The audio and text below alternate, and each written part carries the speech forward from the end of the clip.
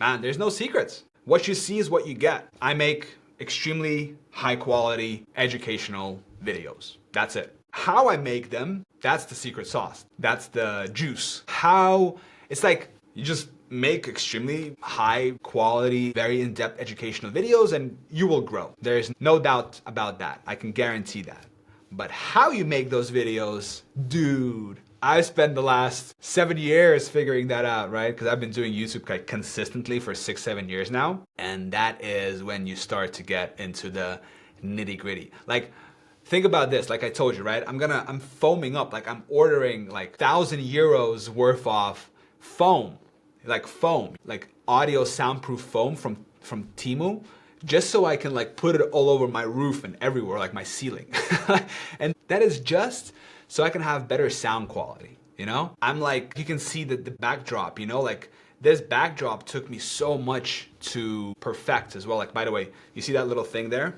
That cable? I don't like that cable. So now I'm after this recording, I'm gonna go and fix it. I'm like very perfectionist about these small things, but just because, you know, all this matters. So yeah, you just figure out how to make extremely good videos. You learn that. And I learned it through just like doing it, you know? I didn't have a course that would teach you how to make educational videos. I didn't have a course like that. If I did, I would have definitely taken it, you know? But I didn't. So I had to figure it out very, very slowly all by myself. Now with like AI and ChatGPT, man, it's crazy how fast you can actually figure things out because you can just ask, hey, how do I set up the lighting?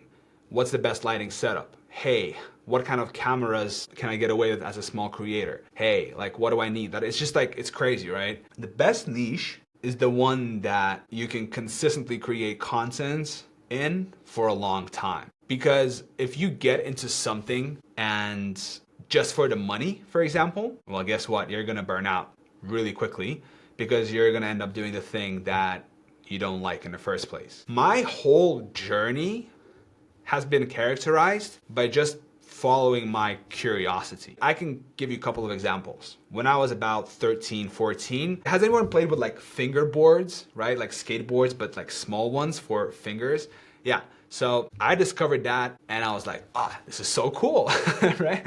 And then I followed my curiosity like so far that I started playing with them. I started researching online, where can I get those custom boards from like very nice wood with, cause you know that there was like those tech decks, they were all kind of plasticky and the wheels were plastic and I didn't like it. I wanted to get something real, like an actual cool one, like a cool piece. So there was this one company somewhere that was doing them from like actual wood and there was like actual small rubber wheels and metal pieces, like really, really high quality. So then I went ahead and I like contacted them and we figured it out how to send it. Cause this was back in like, what am I, 29 now? And I was 12, 17 years ago, man. That's a long time, right?